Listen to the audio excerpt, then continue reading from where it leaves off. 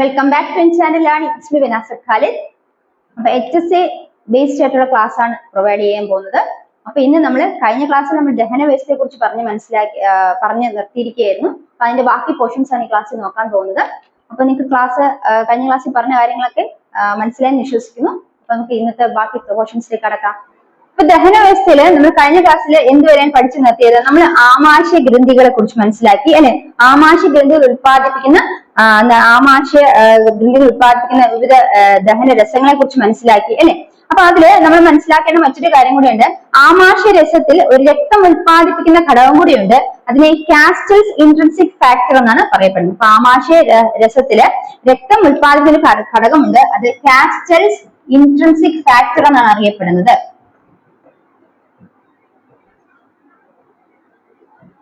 ഇതാണ് castle intrinsic factor എന്ന് പറഞ്ഞാൽ ആമാശയരസം ഉത്പാദിപ്പിക്കുന്ന ആമാശയരസത്തിൽ രക്തം ഉത്പാദിപ്പിക്കുന്ന ഒരു ഘടകമാണ് ഈ കാസ്റ്റൽസ് ഇൻട്രിൻസിക് ഫാക്ടർ എന്ന് പറയുന്നത്. ഇതിന്റെ പ്രധാന റോൾ എന്ന് പറയുന്നത് ഇത് വൈറ്റമിൻ B12 അല്ലെങ്കിൽ സൈനോകൊബാലമിന്റെ അബ്സോർപ്ഷൻ ആഗിരണത്തിന് സഹായിക്കുന്നു. വൈറ്റമിൻ B12 അല്ലെങ്കിൽ സൈനോകൊബാലമിന്റെ അബ്സോർപ്ഷന് സഹായിക്കുന്ന ഒരു ഘടകം അല്ലെങ്കിൽ ഒരു ഘടകം എവിടെയുണ്ട്? ആമാശയരസത്തിൽ കാണപ്പെടും. അപ്പൊ ആമാശയരസത്തില് രക്തം ഉത്പാദിപ്പിക്കുന്ന ഒരു ഘടകമുണ്ട്. അതിനെയാണ് കാസ്റ്റൽസ് ഇൻട്രിൻസിക് ഫാക്ടർ എന്ന് പറയുന്നത്. അതിന്റെ ജോലി എന്ന് പറയുന്നത്, എനിക്ക് അതിന്റെ ധർമ്മം എന്ന് പറയുന്നത് വൈറ്റമിൻ B12 അല്ലെങ്കിൽ സൈനോകൊബാലമിന്റെ ആഗിരണമാണെന്ന് ഓർത്തു വയ്ക്കാം. നമ്മൾ കഴിഞ്ഞ ക്ലാസ്സിൽ ആമാശയരസം ഉത്പാദിപ്പിക്കുന്ന ആമാശയ ഗ്രന്ഥികളിലെ ആമാശയരസം മൂന്ന് തരം കോശങ്ങളെന്ന് മനസ്സിലാക്കി അല്ലെ. ഗോബർ കോശങ്ങൾ അല്ലെങ്കിൽ ശ്ലേഷ്മ കോശങ്ങൾ, പിന്നെ സൈമോജൻ കോശങ്ങൾ, പിന്നെ പറൈറ്റൽ കോശങ്ങൾ അല്ലെങ്കിൽ ഓക്സന്റിക് കോശങ്ങൾ എന്നും അവ അറിയപ്പെടുന്നത് മനസ്സിലാക്കി വെക്കാം. ഈ പറൈറ്റൽ കോശങ്ങളാണ് HCl ഉത്പാദിപ്പിക്കുന്നത് മനസ്സിലാക്കി വെച്ചു. ഇനി നമ്മൾ എന്താണ് HCl ഒരു ആമാശയ ഭിത്തിയിൽ നടക്കുന്ന പ്രക്രിയയ്ക്ക് അനുസരിച്ച് അവിടെ നടക്കുന്ന ഒരു ദഹന വ്യവസ്ഥയ്ക്ക് അനുയോജ്യമായ pH ക്രമീകരിക്കുന്നതാണ് HCl-ന്റെ ധർമ്മം എന്ന് മനസ്സിലാക്കി അല്ലെ. അതുപോലെ HCl ഭക്ഷണത്തോടൊപ്പം ആമാശയത്തിൽ എത്തപ്പെടുന്ന സൂക്ഷ്മജീവികൾ അല്ലെങ്കിൽ ബാക്ടീരിയ മുതലായവയെ നശിപ്പിക്കുന്നു. അതുപോലെ തന്നെ പ്രോട്ടീന്റെ അല്ലെങ്കിൽ ഡൈജഷൻ അല്ലെങ്കിൽ ദഹനത്തിന് സഹായിക്കുന്നതും HCl ഒരു പങ്ക് വഹിക്കുന്നു നമ്മൾ മനസ്സിലാക്കി വെച്ചു. അപ്പൊ ഇനി മനസ്സിലാക്കേണ്ടത് HCl നമ്മൾ പറഞ്ഞു. HCl എന്ന് പറയുന്നത് ആ ഒരു pH മെയിൻറ്റെയിൻ ചെയ്തു. pH-നെ 1-നും 2-നും ഇടയ്ക്ക് pH ലെവൽ 1-നും 2-നും ഇടയ്ക്ക് ക്രമീകരിക്കുന്നതാണ് HCl ചെയ്യുന്ന പ്രധാനപ്പെട്ട ധർമ്മം എന്ന് മനസ്സിലാക്കുക. അപ്പൊ നമ്മൾ ഇവിടെ മനസ്സിലാക്കേണ്ടത് ഈ ആമാശയത്തിൽ ഉത്പാദിപ്പിക്കുന്ന ഹൈഡ്രോക്ലോറിക് ആസിഡിന്റെ ധർമ്മങ്ങൾ എന്താണെന്ന് ചോദിച്ചാൽ ഉത്പാദിപ്പിക്കുന്ന ഹൈഡ്രോക്ലോറിക് ആസിഡിന്റെ ധർമ്മങ്ങൾ എന്താണെന്ന് ചോദിച്ചാല് HCl ആമാശയത്തിലെത്തുന്ന ആഹാരത്തിന്റെ pH-നെ 1-നും 2-നും ഇടയ്ക്കായിട്ട് നിലനിർത്താൻ സഹായിക്കുന്നു. അപ്പൊ HCl ആമാശയത്തിലെത്തുന്ന ആഹാരത്തിന്റെ pH-നെ 1-നും 2-നും ഇടയിൽ നിലനിർത്താൻ സഹായിക്കുന്നു. എന്ന് പറയുന്നത് ആഹാരത്തോടൊപ്പം ശരീരത്തിൽ അല്ലെങ്കിൽ ഭക്ഷണത്തോടൊപ്പം നമ്മുടെ ശരീരത്തിനുള്ളിൽ എത്തുന്ന ബാക്ടീരിയ നശിപ്പിക്കുന്നതിന്റെ മറ്റൊരു ധർമ്മം എന്ന് മനസ്സിലാക്കാം. അതുപോലെ HCl-ന്റെ മറ്റൊരു പ്രധാന ധർമ്മം എന്ന് പറയുന്നത് പെപ്സിനെ അല്ലെങ്കിൽ പ്രോട്ടീൻ ദഹനത്തിന് സഹായിക്കുക. പ്രോട്ടീൻ ദഹനത്തിന് ആവശ്യമായിട്ടുള്ള പെപ്സിനാക്കി, അതായത് പെപ്സിനോജനായിട്ടായിരിക്കും ഈ പെപ്സിൻ ഇരിക്കുന്നത്. അപ്പൊ പെപ്സിനോജൻ എന്ന് പറയുന്നത് അതായത് പ്രവർത്തനക്ഷമമല്ലാത്ത അവസ്ഥയിൽ ഇരിക്കുന്നതാണ് പെപ്സിനോജൻ. ഈ പെപ്സിനോജനെ അതിന്റെ സക്രിയ രൂപമായി പെപ്സിനാക്കി മാറ്റി പ്രോട്ടീൻ ദഹനത്തെ സാധ്യമാക്കുന്നതും ആരാണെന്ന് മനസ്സിലാക്കുക? HCl ആണെന്ന് മനസ്സിലാക്കുക. HCl-ന്റെ മറ്റൊരു ജോലി എന്ന് പറയുന്നതാണ് പെപ്സിനെ പെപ്സിനാക്കി മാറ്റുന്നു. പെപ്സിനോജനെ പെപ്സിനാക്കി മാറ്റുന്നു. അതിന്റെ പ്രോട്ടീൻ ദഹനത്തിന് സഹായിക്കുന്നു.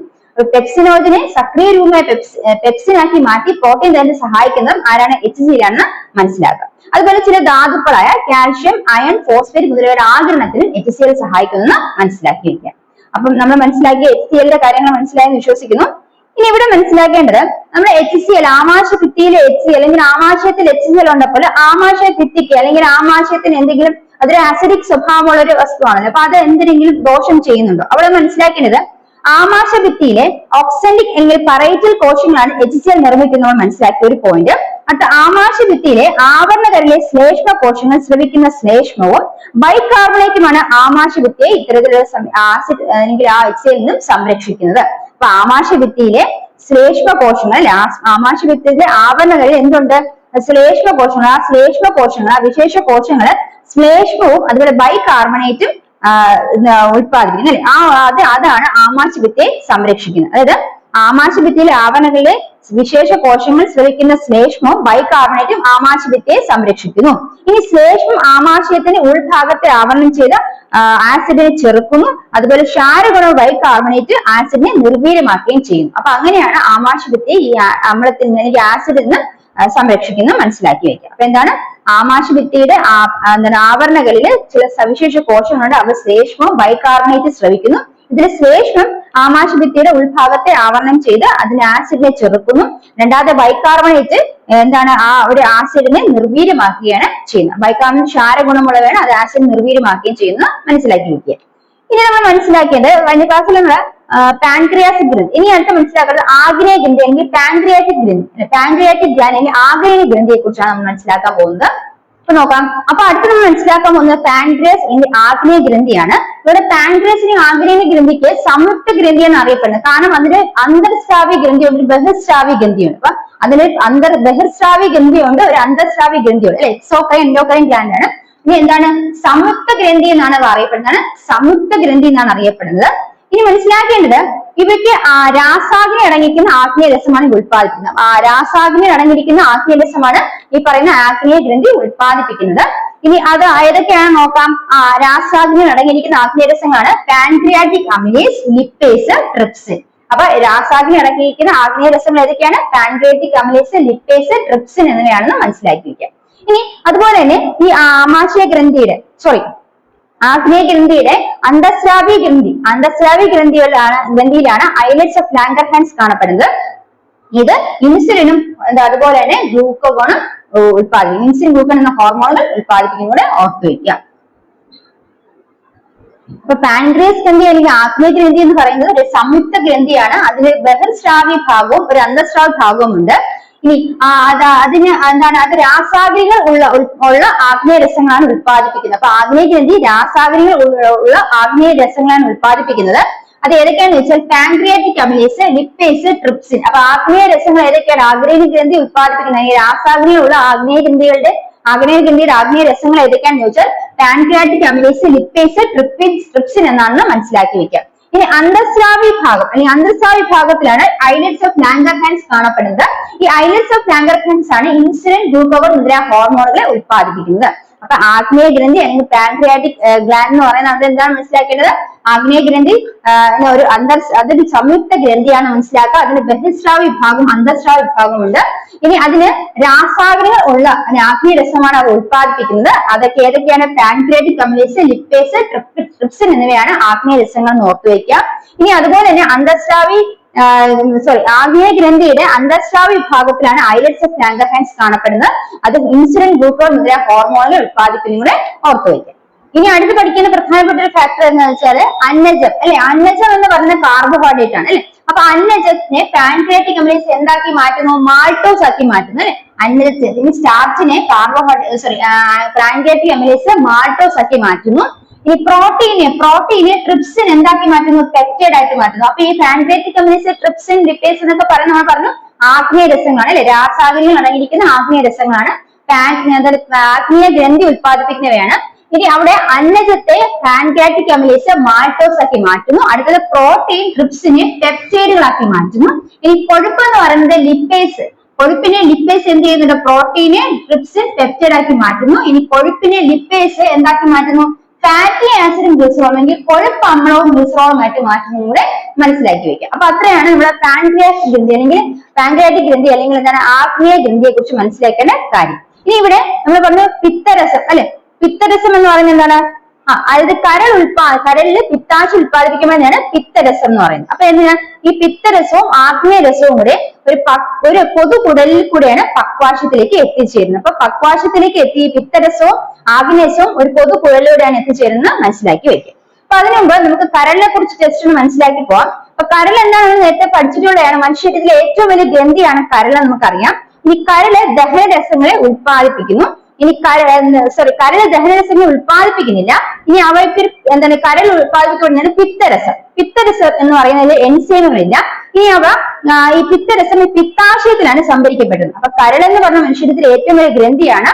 അവയ്ക്ക് ദഹനരസം ഉത്പാദിപ്പിക്കുന്നില്ല, അതിന് എൻസൈമുകളില്ല. പിന്നെ പിത്തരസം ഉത്പാദിപ്പിക്കുന്നത് പിത്തരസം ഉത്പാദിപ്പിക്കുന്ന സംഭരിക്കപ്പെട്ടിരിക്കുന്നത് പിത്താശയത്തിലാണെന്ന് ഓർത്തു വെക്കുക. അപ്പൊ പിത്തരസം പിത്താശയത്തിൽ സംഭരിച്ചു വെച്ചിരിക്കുന്നു. ഇനി കൊഴുപ്പുകളെ ചെറുകണികളാക്കി ഭക്ഷണത്തിന് ഗുണമുള്ളതാക്കുന്നതും ദഹനത്തിന് സഹായിക്കുന്നതുമൊക്കെ കരൾ. അപ്പം കൊഴുപ്പുകളെ ചെറുകണികളാക്കി ഭക്ഷണത്തിന് ക്ഷാരഗുണമാക്കിയൊക്കെ ദഹനത്തിന് സഹായിക്കുന്ന ആരാണ്? കരളാണ് മനസ്സിലാക്കുക. ഇനി കരളിന്റെ പ്രധാനപ്പെട്ട ധർമ്മം നമുക്ക് അറിഞ്ഞിരിക്കേണ്ടതായിട്ടുണ്ട്. അപ്പൊ കരളിനെ കുറിച്ച് നമ്മൾ മനസ്സിലാക്കി ഏറ്റവും വലിയ ഗ്രന്ഥിയാണെന്ന് മനസ്സിലാക്കിയല്ലേ? അതിന് എൻസൈമുകളില്ല, അത് ദഹനരസമൊന്നും ഉത്പാദിപ്പിക്കുന്നില്ല. പിന്നെ അതിൽ പിത്തരസമാണുള്ളത് അല്ലെ? പിത്തരസം എവിടെ ശേഖരിക്കപ്പെടുന്നു? പിത്താശയത്തിലാണ് ശേഖരിക്കപ്പെടുന്നത് നമ്മൾ മനസ്സിലാക്കുക. പിത്താശയത്തിൽ സംഭരിക്കപ്പെടുന്നു. ഇനി കരള് ഏറ്റവും വലിയ ഗ്രന്ഥിയാണെന്ന് മനസ്സിലാക്കി. അതിന് യാതൊരു ദഹനരസവും ഇല്ല. എന്നാൽ കരൾ ഉത്പാദിപ്പിക്കുന്ന പിത്തരസം കൊഴുപ്പിന്റെ ദഹനത്തിനും ആഗിരണത്തിനും സഹായിക്കും. അതാണ് നമ്മൾ മനസ്സിലാക്കേണ്ടത്. കരൾ എന്ന് പറയുന്നത് കരളിൽ എന്ത് ഉത്പാദിപ്പിക്കുന്നത്? പിത്തരസം ഉത്പാദിപ്പിക്കുന്നു. ഈ പിത്തരസം കൊഴുപ്പിന്റെ ദഹനത്തിനും അതിന് ആഗിരണത്തിനും സഹായിക്കുന്നു മനസ്സിലാക്കി വെക്കാം. ഇനി വിസർജ്യ വസ്തു, ഇനി കരളിലെ പ്രധാനപ്പെട്ട കാര്യങ്ങളൊക്കെ. വിസർജ്യ വസ്തുക്കളായ യൂറിയ ഉത്പാദിപ്പിക്കുന്നത് കരളിലാണ്. വിസർജ്യ വസ്തു യൂറിയ എവിടെയാണ് ഉത്പാദിപ്പിക്കുന്നത്? നിർമ്മിക്കപ്പെടുന്നത് കരളിലാണെന്ന് ഓർത്തു വെക്കാം. ഇനി ചില അമിനോ അമ്ലങ്ങൾ, അതുപോലെ ഹെപ്പാരിൻ, കൊളസ്ട്രോൾ. ഹെപ്പാരിൻ എന്ന ആന്റി കൊയാഗുലന്റ് ആണ്. അതുപോലെ കൊളസ്ട്രോള്, പ്രോട്രോംബിൻ, ഫൈബ്രിനോജൻ എന്നിവ കരളിലാണ് ഉത്പാദിപ്പിക്കുന്നത്. കരളിൽ എന്തൊക്കെ ഉത്പാദിക്കപ്പെടുന്നു? പ്രോത്രോംബിൻ, ഫൈബ്രിനോജൻ അല്ലെ? പിന്നെ ഹെപ്പാരിൻ എന്ന ആന്റി കൊയാഗുലന്റ്, പിന്നെ കൊളസ്ട്രോള്, ചില അമിനോ അമ്ലങ്ങൾ എന്നിവ കരളിൽ ഉത്പാദിക്കപ്പെടുന്നു ഓർത്തു വയ്ക്കുക. ഇനി മനസ്സിലാക്കേണ്ടത് ഗ്ലൈക്കോജൻ, കൊഴുപ്പ്, ഇരുമ്പ്, വൈറ്റമിൻ എന്നിവയുടെ സംഭരണം എവിടെയാണ് നടക്കുന്നത്? കരളിലാണ് നടക്കുന്നത് ഓർത്തു വയ്ക്കുക. അപ്പൊ നമ്മൾ പറഞ്ഞു കരള് ചില അമിനോ അമ്ലങ്ങൾ, അതുപോലെ ഹെപ്പാരിൻ, ഫൈബ്രിനോജൻ, പ്രോത്രോംബിൻ, കൊളസ്ട്രോൾ എന്നിവ നിർമ്മിക്കുന്നു എന്ന് പറഞ്ഞു. അതുപോലെ തന്നെ ഗ്ലൈക്കോജൻ, കൊഴുപ്പ്, ഇരുമ്പ്, വൈറ്റമിൻ എന്നിവ സംഭരിക്കപ്പെടുന്നത് കരളിലാണെന്ന് ഓർത്തു വയ്ക്കുക. ഈ ബാക്ടീരിയ, അതുപോലെ തന്നെ ചുവന്ന രക്തകോശങ്ങൾ എന്നിവയുടെ നശീകരണം നടക്കുന്നത് കരളിലാണ്. ഇനി രക്തത്തിലെ ഗ്ലൂക്കോസ് നില ക്രമീകരിക്കുന്നതും കരളിലാണ്. ഇനി വിഷപദാർത്ഥങ്ങൾ നമ്മുടെ ശരീരത്തിൽ എത്തിച്ചേർന്നാൽ അതിന്റെ വിഷാംശം ഇല്ലാതാക്കുന്നതും കരളാണ്. അതുപോലെ രക്തത്തിലെ ശുദ്ധീകരണവും സംഭരണവും നടക്കുന്നത് കരളാണെന്ന് ഓർത്തു വയ്ക്കുക. അപ്പൊ കരളിനെ കുറിച്ച് മനസ്സിലാക്കിയാണെങ്കിൽ കരളാണ് മനുഷ്യത്തിലെ ഏറ്റവും വലിയ ഗ്രന്ഥി. ഇനി കരളിലെ ദഹനരസങ്ങളൊന്നും ഉത്പാദിപ്പിക്കുന്നില്ല, അതുപോലെ തന്നെ അതിന് എൻസൈമുകളൊന്നും ഇല്ല. അതിന് പിത്തരസമാണ് ഉത്പാദിപ്പിക്കുന്നത്. പിത്തരസം പിത്താശയത്തിൽ സംഭരിക്കപ്പെടുന്നു. ഇനി മനസ്സിലാക്കേണ്ടത് ഇവിടെ കരളിൽ എന്താണ് നടക്കുന്നത്? പിത്തരസം എന്ത് ചെയ്യുന്നത്? കൊഴുപ്പിന്റെ ദഹനവും ആഗിരണമാണ് പിത്തരസം ചെയ്യുന്നത്. ഇനി മനസ്സിലാക്കേണ്ടത് വിസർജ്യ വസ്തുക്കൾ യൂറിയ നിർമ്മിക്കപ്പെടുന്നത് കരളിലാണ്. ഇനി ചില അമിനോ അമ്ലങ്ങൾ, അതുപോലെ തന്നെ ഫൈബ്രിനോജൻ, ഹെപ്പാരിൻ, ആന്റി കൊയാഗുലന്റ് ആണ്. അതുപോലെ പ്രോത്രോംബിൻ, കൊളസ്ട്രോൾ എന്നിവ നിർമ്മിക്കപ്പെടുന്നത് കരളിലാണെന്ന് ഓർത്തു വയ്ക്കാം. ഇനി ഗ്ലൈക്കോജൻ, കൊഴുപ്പ്, ഇരുമ്പ്, അതുപോലെ തന്നെ വൈറ്റമിൻ എന്നിവ നിർമ്മിക്കപ്പെടുന്നതും കരളിലാണ്, സംഭരിച്ചു വയ്ക്കപ്പെടുന്നത്. അതായത് ഗ്ലൈക്കോജൻ, കൊഴുപ്പ്, ഇരുമ്പ്, വൈറ്റമിൻ എന്നിവ സംഭരിച്ച് വയ്ക്കപ്പെടുന്നത് കരളിലാണ്. ഇനി ബാക്ടീരിയ, അതുപോലെ ചുവന്ന രക്തകോശങ്ങളുടെ നശീകരണം നടക്കുന്ന കരളിലാണ്. രക്തത്തെ ഗ്ലൂക്കോസിനെ ക്രമീകരിക്കപ്പെടുന്നത് കരളിലാണ്. ഇനി അതുപോലെ വിഷപദാർത്ഥങ്ങൾ ശരീരത്തിനുള്ളിൽ എത്തിയാൽ വിഷാംശം ഇല്ലാതാക്കുന്ന ആരാണ്? കരളാണ്. അതുപോലെ രക്തത്തിന്റെ ശുദ്ധീകരണവും സംഭരണം നടക്കുന്നതും കരളാണെന്ന് ഓർത്തു വയ്ക്കാം. ഇത്രയാണ് നമ്മൾ കരളിനെ കുറിച്ച് മനസ്സിലാക്കേണ്ട പ്രധാന വസ്തുതകൾ. അടുത്ത മനസ്സിലാക്കേണ്ട മറ്റൊരു പ്രധാന കാര്യം എന്ന് പറഞ്ഞാൽ പിത്തരസം. പിത്തരസത്തിലെ ചില വർണ്ണവസ്തുക്കൾ ഉണ്ട്. ആ വർണ്ണവസ്തുക്കളാണ് ബിലിറൂബിനും ബിലിവേർഡിനും. ഇപ്പൊ പിത്തരസത്തിൽ അടങ്ങിയിരിക്കുന്ന വർണ്ണവസ്തുക്കൾ ഏതൊക്കെയാണ്? ബിലിറൂബിനും ബിലിവേർഡിനുമാണ്. ഇനി ഈ പിത്ത ലവണങ്ങളുടെ ധർമ്മങ്ങൾ എന്താണെന്ന് നമുക്ക് നോക്കാം. അതായത് കൊഴുപ്പിന്റെ ഏകീകരണമാണ് പ്രധാനപ്പെട്ട ഒരു ധർമ്മം. രണ്ടാമത് മനസ്സിലാക്കേണ്ടത് കൊഴുപ്പിന്റെ ദഹനത്തിന് സഹായിക്കുന്ന ലിപ്പേസുകളെ ഉത്തേജിപ്പിക്കുന്ന ആരുടെ ജോലിയാണ്? ഈ പിത്ത ലവണങ്ങള്. പിത്തരസത്തിന്റെ അല്ലെങ്കിൽ പിത്തരസത്തിൽ കാണപ്പെടുന്ന ലവണങ്ങളുടെ ധർമ്മം എന്ന് പറയുന്നത് കൊഴുപ്പിന്റെ ദഹനമാണ്. കൊഴുപ്പിന്റെ ദഹനത്തിന് ആവശ്യമായിട്ടുള്ള സഹായിക്കുന്ന ലിപ്പേസുകൾ ഉത്തേജിപ്പിക്കുന്നു. അതുപോലെ തന്നെ കൊളസ്ട്രോൾ പോലെ കൊഴുപ്പിൽ മാത്രം അലിയുന്ന വസ്തുക്കളെ ചേർത്ത് നിർത്തി അവയുടെ ശോഷണം ചെയ്യാവുന്ന വസ്തുക്കളാക്കി മാറ്റുന്നു. അപ്പൊ കൊളസ്ട്രോൾ പോലെ കൊഴുപ്പിൽ മാത്രം അലിയുന്ന വസ്തുക്കളെ കൂടെ ചേർത്ത് വെച്ച് എളുപ്പം ശോഷണം ചെയ്യാവുന്ന വസ്തുക്കളാക്കി മാറ്റുകയും ചെയ്യുന്നത് ആരാണെന്ന് വെച്ചാൽ ഈ പിത്തരസത്തിലെ ലവണങ്ങളാണെന്ന് മനസ്സിലാക്കി വെക്കും. പിത്തരസത്തിലെ ലവണങ്ങളുടെ ധർമ്മങ്ങൾ എന്തൊക്കെയാണ്? കൊഴുപ്പുകളെ ദഹനത്തിന് സഹായിക്കുന്ന കൊഴുപ്പിന്റെ ദഹനത്തിന് സഹായിക്കുന്ന ലിപ്പേസുകളെ ഉത്തേജിപ്പിക്കുന്നു. രണ്ടാമത് പറയുന്നത് കൊളസ്ട്രോൾ പോലെ കൊഴുപ്പിൽ മാത്രം അലിയുന്ന വസ്തുക്കളെ ചേർന്ന് അവ എളുപ്പം ശോഷണം ചെയ്യുന്ന വസ്തുക്കളാക്കി മാറ്റുക, അല്ലെങ്കിൽ അവ എളുപ്പം അബ്സോർബ് ചെയ്യപ്പെടുന്ന വസ്തുക്കളാക്കി മാറ്റുകയും ചെയ്യുന്ന ആരാണ്? ഈ പിത്തരസത്തിലെ ലവണങ്ങളാണെന്ന് ഓർത്തു വയ്ക്കുക. ഇത്രയാണ് നമ്മൾ പിത്തരസത്തിൽ മനസ്സിലാക്കേണ്ട കാര്യങ്ങൾ. പിത്തരസത്തിൽ അടങ്ങിയിരിക്കുന്ന വർണ്ണവസ്തുക്കൾ ഏതൊക്കെയാണ്? ബിലിറൂബിനും ബിലിവേർഡിനും. അപ്പൊ കൊഴുപ്പുകളുടെ ദഹനമാണ് ഇവിടെ പ്രധാനം നടക്കുന്നത്. കൊഴുപ്പുകളുടെ ദഹനത്തിന് സഹായിക്കുന്ന ലിപ്പേസുകൾ ഉത്തേജിപ്പിക്കാൻ അവ ചെയ്യുന്നത്. അതുപോലെ കൊളസ്ട്രോൾ പോലെ കൊഴുപ്പിൽ മാത്രം അലിയുന്ന വസ്തുക്കളെ അവയുടെ പെട്ടെന്ന് ശോഷണം നടത്തി, അവയെ അബ്സോർപ്ഷൻ നടത്തി മറ്റു വസ്തുക്കളാക്കി, അല്ലെങ്കിൽ പെട്ടെന്ന് ശോഷണം നടത്താൻ പറ്റുന്ന വസ്തുക്കളാക്കി മാറ്റുകയാണ് ഇവ ചെയ്യുന്നത്. ഇത്രയാണ് നമ്മൾ ഇതിൽ മനസ്സിലാക്കേണ്ട പ്രധാന കാര്യം. ഇനി മനസ്സിലാക്കാൻ പോകുന്നത് വില്ലസുകളെ കുറിച്ചാണ്. അപ്പൊ നമ്മൾ ചെറുകുടലിനെ കുറിച്ച് മനസ്സിലാക്കി. അപ്പൊ ചെറുകുടലിന്റെ ഭാഗമായിട്ട് നമ്മൾ മനസ്സിലാക്കാൻ പോകുന്നത് വില്ലസുകളാണ്. അവിടെ ദഹനത്തിന് എന്തൊക്കെ പ്രാധാന്യമാണുള്ളത് നമുക്ക് നോക്കാം. ഇനി നമ്മൾ മനസ്സിലാക്കേണ്ടത്, നമ്മൾ പറഞ്ഞു ചെറുകുടലിനെ കുറിച്ചൊക്കെ, ചെറുകുടലിന്റെ വിവിധ ഭാഗങ്ങളെ കുറിച്ചൊക്കെ മനസ്സിലാക്കി അല്ലെ. ഈ ചെറുകുടലിന്റെ ഉൾഭിത്തിയില് എപ്പിത്തീലിയൽ കോശം കാണപ്പെടുന്നു. അപ്പൊ ഈ ചെറുകുടലിലെ ഉൾഭിത്തിയിലെ ശ്ലേഷ്മവാളിയിൽ കാണപ്പെടുന്ന വിരലുപോലെ ഭാഗങ്ങളെയാണ് എന്ത് വിളിക്കുന്നത്? ചെറുകുടലിന് എപ്പിത്തീലിയൽ കോശം കാണപ്പെടുന്നു. ആ ഉൾഭിത്തിയില് അവിടെ ശ്ലേഷ്മവാളി ഉണ്ട്. ആ ശ്ലേഷ്മവാളിയിൽ വിരലുകൾ പോലെ കാണപ്പെടുന്ന ഭാഗത്തെയാണ് വില്ലസുകൾ എന്ന് അറിയപ്പെടുന്നത്. അപ്പം എന്താണ് ഈ പറയുന്ന ചെറുകുടലിന്റെ ഉൾഭിത്തിയിലെ ശ്ലേഷ്മവാളിയിൽ കാണപ്പെടുന്ന വിരലുകൾ പോലെ ഭാഗത്തെയാണ് വില്ലസുകൾ എന്ന് പറയപ്പെടുന്നത്. ഇവിടെ സൂക്ഷ്മമായ മറ്റു വില്ലകളുണ്ട്, അവയാണ് മൈക്രോവില്ല എന്ന് പറയുന്നത്. ഇനി ദഹിച്ച ഭക്ഷണങ്ങളുടെ ആകെ അല്ലെങ്കിൽ അവശോഷണം ചെയ്യാൻ, അല്ലെങ്കിൽ ദഹിച്ച ഭക്ഷണങ്ങൾ അവശോഷണം ചെയ്യുന്നതിന് വേണ്ടിയിട്ട് പ്രതല വിസ്തീർണം വർദ്ധിപ്പിക്കുക എന്നതാണ് ഈ വില്ലസുകളുടെ പ്രധാന ധർമ്മം. അപ്പൊ എന്താണ് വില്ലസുകളുടെ ധർമ്മം എന്ന് പറയുന്നത്? ദഹിച്ച ഭക്ഷണങ്ങളുടെ അവശോഷണത്തിന് വേണ്ടിയിട്ട് പ്രതല വിസ്തീർണം വർദ്ധിപ്പിക്കുക എന്നതാണ് വില്ലസുകളുടെ പ്രധാന ധർമ്മം എന്ന് ഓർത്തു വെക്കുക. അപ്പം ഇനി നമ്മൾ മനസ്സിലാക്കേണ്ടത്, ഈ വില്ലസില് അതിന്റെ ഒരു സ്ട്രക്ചർ നോക്കി, വില്ലസിന്റെ ഘടന നോക്കുകയാണെങ്കിൽ, നമ്മൾ വില്ലസ് എന്ന് പറഞ്ഞാൽ എവിടെ കാണപ്പെടുന്നു? ചെറുകുടലില് അതിന്റെ ശ്ലേഷ്മപാളിയിൽ കാണപ്പെടുന്ന വിരലുകൾ പോലുള്ള ഭാഗങ്ങളെയാണ് വില്ലസുകൾ എന്ന് പറയപ്പെടുന്നത്. ആ വില്ലസുകളുടെ പ്രധാന ധർമ്മം എന്ന് പറയുന്നത് ഭക്ഷണങ്ങളുടെ, ദഹിച്ച ഭക്ഷണങ്ങളുടെ അവശോഷണം, അതിന് വേണ്ടിയിട്ട് അവശോഷണത്തിന് വേണ്ടിയിട്ട് പ്രതല വിസ്തീർണം വർദ്ധിപ്പിക്കുക എന്നുള്ളതാണ് പ്രധാന ധർമ്മം എന്ന് മനസ്സിലാക്കി. ഇനി അതിന്റെ സ്ട്രക്ചർ, ഘടന മനസ്സിലാക്കുകയാണെങ്കിൽ, ഈ വില്ലസുകളില് രക്തലോമികകളുണ്ട്. അതുപോലെ തന്നെ ലാക്റ്റിയൽ എന്ന് പറയുന്നത് വലിയ ലസികാനാളിയാണ്. വലിയ ലസികാനാളി, ലിംഫ് വെസലിനെയാണ് ലാക്റ്റിയൽ എന്ന് പറയുന്നത്. അപ്പം ഈ പറഞ്ഞ വില്ലസുകളിൽ എന്തൊക്കെയുണ്ട്? രക്തലോമികളുണ്ട്, പിന്നെ ലാക്റ്റിയൽ ഉണ്ട്. ലാക്റ്റിയൽ എന്ന് പറഞ്ഞാൽ വലിയ ലസികാനാളിയാണ്. വലിയ ലസികാനാളി അല്ലെങ്കിൽ ലിംഫ് വെസൽ എന്നറിയപ്പെടുന്നു. ഇനി ശ്ലേഷ്മവാളിയുടെ ആവരണകളിൽ ഗോബ്ലറ്റ് കോശങ്ങൾ കാണപ്പെടുന്നു. അപ്പൊ ശ്ലേഷ്മവാളി ഉണ്ടെന്ന് പറഞ്ഞു, ആ ശ്ലേഷ്മവാളിയുടെ ആവരണങ്ങളിൽ എന്ത് കാണപ്പെടുന്നു? ഗോബ്ലറ്റ് കോശങ്ങൾ കാണപ്പെടുന്നു. ഈ ഗോബ്ലറ്റ് കോശങ്ങളാണ് ശ്ലേഷ്മം ഉത്പാദിപ്പിക്കുന്നത്. അപ്പൊ ഗോബ്ലറ്റ് കോശങ്ങൾ എന്ത് ഉത്പാദിപ്പിക്കുന്നു? ശ്ലേഷ്മം ഉത്പാദിപ്പിക്കുന്നു. നമുക്ക് പഠിച്ചിട്ടുള്ളതാണ്. ഇപ്പൊ ഈ ശ്ലേഷ്മം അന്നപഥത്തെ വഴുവഴുപ്പുള്ളതാക്കുന്നു. അപ്പൊ ശ്ലേഷ്മം എന്ത് ചെയ്യുന്നു? അന്നപഥത്തെ വഴുവഴുപ്പുള്ളതാക്കുന്നു.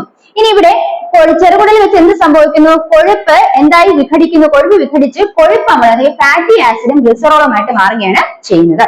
ഇനി ഇത് എങ്ങോട്ടാണ് പിന്നെ പറയുന്നത്? ഈ പോകുന്നത്, ഇത് വിഘടിക്കുന്ന ഭാഗമായിട്ട് ഇത് ലാക്റ്റിയയിലൂടെ ലസികാവ്യൂഹത്തിലേക്കും പിന്നീട് സിരാവ്യൂഹത്തിലേക്കും എത്തിച്ചേരുകയാണ് ചെയ്യുന്നത്. ഇത്രയാണ് നമ്മൾ വില്ലസിനെ കുറിച്ച് മനസ്സിലാക്കേണ്ടത്. അപ്പൊ വില്ലസ് എന്ന് പറയുന്നത് ചെറുകുടലിന് ഉൾഭിത്തിയിൽ കാണപ്പെടുന്ന വിരലുകൾ, അല്ലെങ്കിൽ ശ്ലേഷ്മപാളിയില്, ചെറുകുടലിന് ഉൾഭിത്തിയിലെ ശ്ലേഷ്മപാളിയില് കാണപ്പെടുന്ന വിരലുകളുടെ ഭാഗത്തെയാണ് വില്ലസുകൾ എന്ന് പറയപ്പെടുന്നത്. അവിടെ സൂക്ഷ്മമായ വില്ലസുകളുണ്ട്, അത് മൈക്രോവില്ല എന്ന് പറയപ്പെടുന്നു.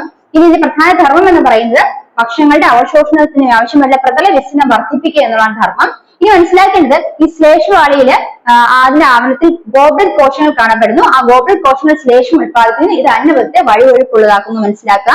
പിന്നെ വില്ലസിന്റെ സ്ട്രക്ചർ പറയുകയാണെങ്കിൽ, വില്ലസിലെ രക്തലോമികകളുണ്ട്. അതുപോലെ തന്നെ വലിയ ലസികാനാളി അല്ലെങ്കിൽ ലാക്റ്റിയൽ ഉണ്ട്. അതിന് ലിംഫ് വെസൽ എന്ന് അറിയപ്പെടുന്നു.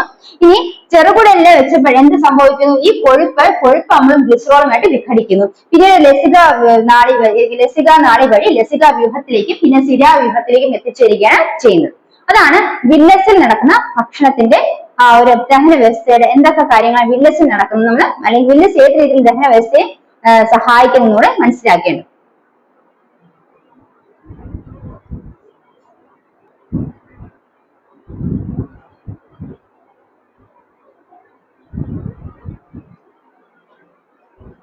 അപ്പൊ ഇന്നത്തെ ക്ലാസ്സിൽ നമ്മൾ ഡിസ്കസ് ചെയ്ത കാര്യങ്ങളൊക്കെ ഏകദേശം ഒരു ഐഡിയ കിട്ടിക്കാണെന്ന് വിശ്വസിക്കുന്നു. അപ്പൊ ഡയറ്റ് സിസ്റ്റവുമായി ബന്ധപ്പെട്ട് നമ്മൾ കുറെ കാര്യങ്ങളൊക്കെ നോക്കിക്കഴിഞ്ഞു. ഇനി നമുക്ക് പ്രധാനമായിട്ട് പഠിക്കാനുള്ളത് എന്താണ്? വിവിധ തരം അല്ലെങ്കിൽ ഈ പറയുന്ന കാർബോഹൈഡ്രേറ്റിന്റെയും പ്രോട്ടീൻസിന്റെയും അതുപോലെ തന്നെ കൊഴുപ്പിന്റെയൊക്കെ ദഹനത്തിന്റെ ഫലമായിട്ട് ഉണ്ടാകുന്നു. അതുപോലെ തന്നെ neural and nervous control of digestion. ഇത്രയാണ് നമ്മൾ ഇനി മനസ്സിലാക്കേണ്ടത്. അത് അടുത്ത ക്ലാസ്സിൽ നമുക്ക് ഡിസ്കസ് ചെയ്യാവുന്നതാണ്. ഈ ക്ലാസ് നിങ്ങൾക്ക് യൂസ്ഫുൾ ആയെങ്കിൽ തീർച്ചയായും ഈ ചാനൽ സബ്സ്ക്രൈബ് ചെയ്യാം. നിങ്ങളുടെ എക്സാമിന് ആവശ്യമായിട്ടുള്ള പോർഷൻസ് മാക്സിമം കവർ ചെയ്യാൻ ശ്രമിക്കുന്നതാണ്. അടുത്ത ക്ലാസ്സിൽ കാണാം. Bye from me. Thank you.